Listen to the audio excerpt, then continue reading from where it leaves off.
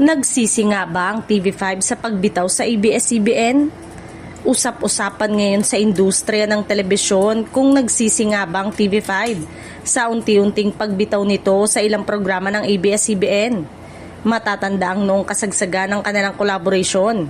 Kapansing-pansing tumaas ang viewership ng kapatid network, lalo na sa prime time dahil sa malakas na hatak ng kapamilya show sa masa. Nang mabawasan at tuluyang mawala ang ilang ABS-CBN program sa lineup ng TV5, marami ring manonood ang tila nawala kasabay nito. Ayon sa mga obserbasyon ng ilang industry watchers, bumaba umano ang rating sa ilang oras ng palabas. Patunay na hindi basta napapalitan ng loyal na audience sa dala ng kapamilya content. Bagamat nagsikap ang TV5 na palakasin ang sarili nitong mga programa at bumuo ng sariling identity.